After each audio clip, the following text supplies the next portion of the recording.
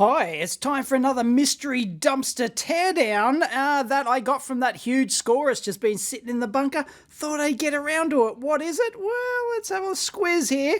It's the battery fighter. Look at this. Nice convenient carry handle on this puppy.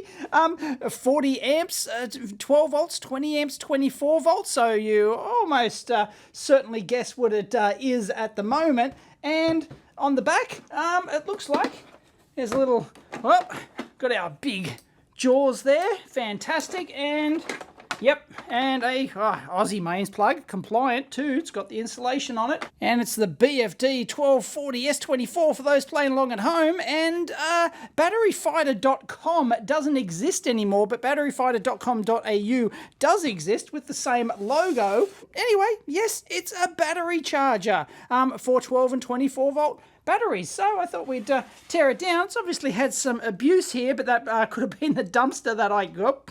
Dumpster that I didn't need that anyway. Dumpster that I got it from. Got a tiny little pissant fan. Geez, that'd be loud probably. Another one here. And they could both be going out because I can see some large ass coils in there already. So yeah, it looks like sucks air in the bottom here and just probably shoots it out the side, I'd say. Usually you don't suck air in with fans like that. You'd be blowing out. So little teeny little things that probably were. Anyway, let's switch it on. Something went clunk inside. I can hear relays going. Yeah, listen to that. But nothing on the screen, so yeah, that's why it was tossed. Oh yeah, 10 square millimeters. Yep, I'll chop those leads out and salvage those. Thank you very much. Now, I don't know what EFB mode is here, but equalization to do with lead acid battery charging. Equalization is where you basically deliberately over voltage charge the thing to nominally like 10% over, like 2.5 volts per cell, and that is supposed to get rid of any sulfate crystal buildup on your plates and stuff like that. So yeah, it's some sort of, whiz-bang intelligent thing. Okay, this calls for the screwdriver. Oh yeah, there we go. My regular one wouldn't fit. Don't you hate it when it doesn't fit? All right, she's just cracked open, and whoop, there you go. That's flapping around in the breeze. Oh, that just pulled off. Header pulled off from a board down there. Well, somebody's had fun on their Celastic. Look at that. Wow, Celastic everywhere. So yeah, this is like an interface board for the front panel, and that's the rest of it. We've got a genuine bodge down there. There you go. Couple of surface mount caps down the bottom and a bodge wire. Looks like, is that a Holtec? Yep, that's a Holtec. So we've got a Holtec LCD driver. And I think we have a pickety-doo-dah there. The Pick fanboys go wild. And we have a date code down here, 2016. Thank you very much. There you go, 8th of the 8th. And yeah, is that our big ass relay that we could hear clicking? Oh no, looks like there's another one over here. And looks like there's one up the top as well. Wow, look at the thermal compound. Somebody had fun. Not a huge amount in here though. That's interesting. Look at the huge copper strap going through there. Big ferrite there, and yep, she's stuck down well and good. Looks like we have there are a couple of caps up the top, a couple of big diodes, and one big ass power tranny down here. Oh, there. I gunked it.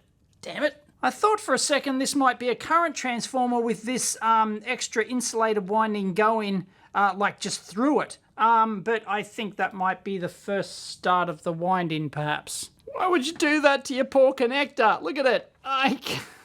Come on, seriously.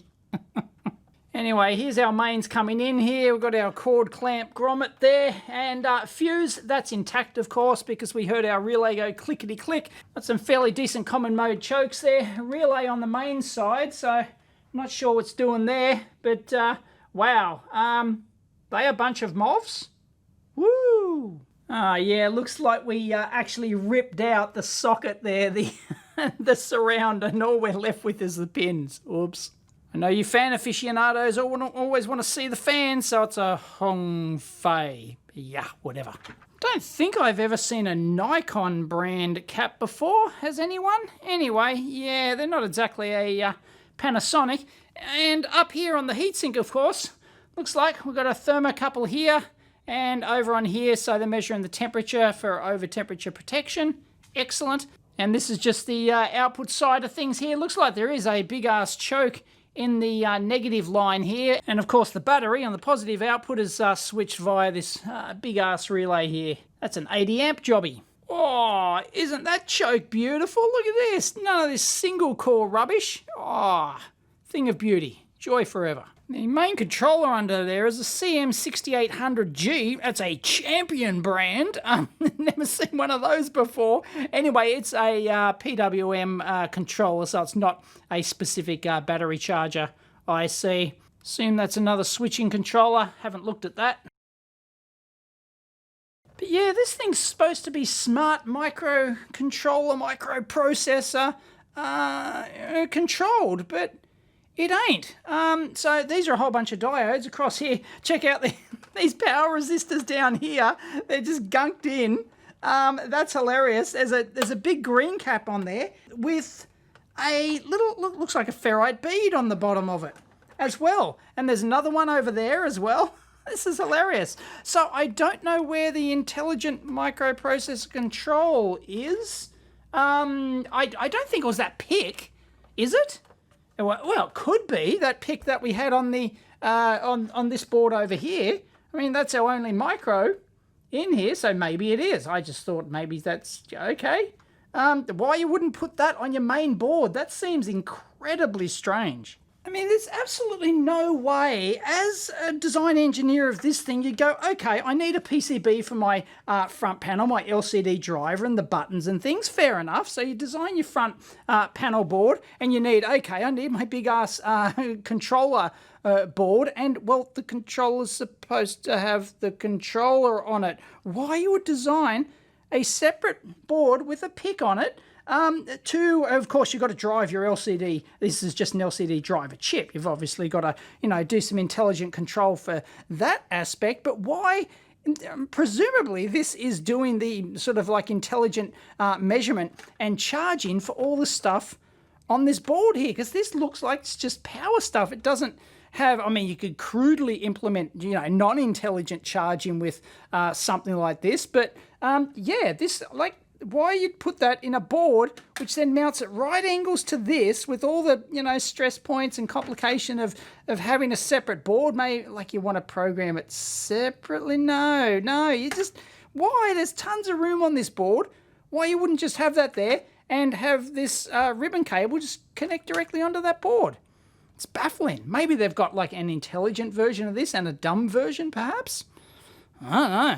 But wait, there's a little bit more on the bottom here, but yeah, once it like nothing intelligent again. So yeah, it has to be that PIC micro. So yeah, there's the mains cable coming in, none of that connector rubbish. They just go straight angle, right angle, solder it straight to the board, no worries. Big power resistor there, shunt, and it looks like you can see the sense lines buggering off there. So some sense resistors, another a couple of sense resistors over here, and of course there's solder coating all of the traces to try and increase, although that's not going to increase it a huge amount when you've just got the big copper like that. Some more power resistors here, and there's those three on the bottom I told you about. That's hilarious.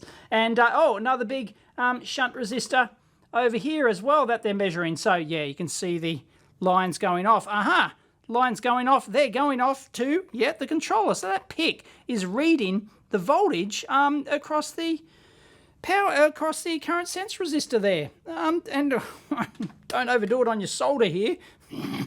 Anyway, yeah, that's it. So that's all she wrote. So there you have it. That's the battery fighter, supposedly a whiz-bang intelligent, really like high power, like 580 watts apparently. 24 volt and 12 volt. Oh, God, got all the crap all over me. Lead acid battery charger with charge equalization and stuff like that. You typically like run that equalization mode like once or twice a year or something like that to try and keep your battery in good shape. But it's messy, isn't it? Construction is just, it's a bit how you doing. And somebody had fun with this elastic, but yeah, a couple of interesting design decisions in there. I don't know, they had a ton of room on there, and it's board flapping around in the breeze. When you take it apart, it just rips off the entire connector because it's got all the Celastic. It was the Celastic on there that kept it there, and it's just yank. Thank you very much. So yeah, as always with these, you know, quite a few salvageable parts in there. You'd keep one, you know, but nice big power boards like this you'd typically keep in a big bin. Not the garbage bin, but your junk bin for various things that you tear down. Because, you know, nice big power components on there, and you usually don't carry, like, unless you're really into power stuff all the time, you know, you wouldn't carry that sort of stuff. But, you know, there's some really nice big chokes in there, and we've got relays, and we've got, you know, big-ass caps and MOVs and other things that you could reuse, potentially large caps and things like that you can reuse at a pinch, get you out of trouble. So, yeah, well worth salvaging. There you go. If you like the mystery dumpster teardown, please give it a big thumbs up. And as always, comment down below. Catch you next time.